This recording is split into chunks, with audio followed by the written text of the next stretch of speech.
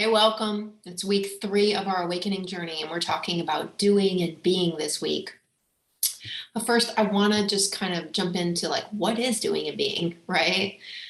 You're probably already familiar with doing. This is very important in our society, and it's very valued.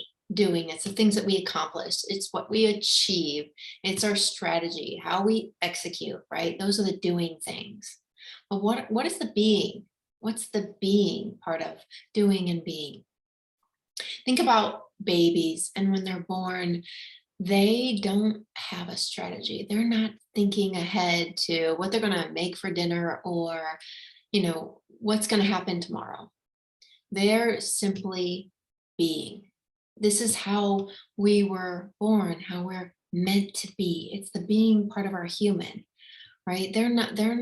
When they are hungry, they eat. When they're tired, they fall asleep. That's it. This is our inherent nature. It's how we were meant to be. And so what happens is as we grow, doing becomes such an important part of our lives. And eventually it becomes so imbalanced where we're just doing. And we're out of harmony. We're out of our own synchronicity. We are imbalanced. And imbalance creates disconnection with the self, disconnection with others and relationships and communities and your job. We see this all over the world right now, right? Disconnect. And what we really want as human beings is we want to be connected. So how do we do that? So I want to use a little bit of a metaphor, and I want you to just think about bringing doing through the being, right? So it's not just doing and it's not just being, but it's bringing doing and sort of coding it with the being. So think about those ring lights that you put on your computer and they light up and some clip on and some are really big. I think of being as one of those ring lights. That's how I often imagine it, right? And I also imagine that that is the head of a needle, okay? That's the being. The being is the needle.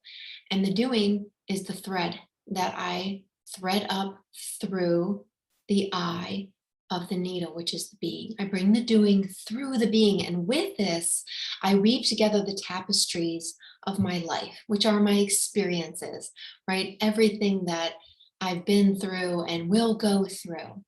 So the quality, the essence of my doing changes because it's coded with being. And what does this look like in real life? Right?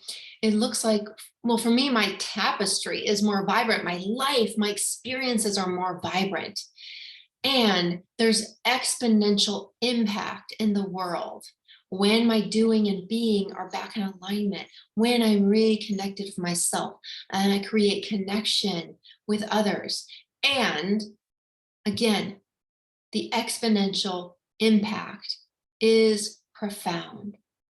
And so what I want to ask you to do this week to practice, okay, is I want you to, it's going to be 4 steps, so get ready. The first step is, we've been talking already about present practices, and you may already have something. If you don't, it's fine. Spend a few minutes breathing or spend a few minutes meditating if that's your thing. That's step 1. Step 2 is I just want you to, after you've done that for just 2 minutes, I want you to just sit and be still and just notice. Just ask yourself questions. How do I feel? What's going on? That's number 2. Okay, whatever that is, I want you to take that. So if you feel peaceful, if you feel calm, take that and create an intention, okay, for the next thing that you do. Take this being part and bring it into the doing. So if your next action is cleaning the kitchen or, writing a short email at work, and your being was peace, bring peace into the email or into cleaning the kitchen. All right, do the action. That's step number 3. Step number 4 now is after the action is done, I want you to sit back and just take a breath and just notice, what was that like? What was different? What did you enjoy about that? What's coming up for you? I want to hear about it in the comments below. All right, that's the challenge for the week. That's the practice. So I look forward to hearing from you, and I will see you next week in week 4.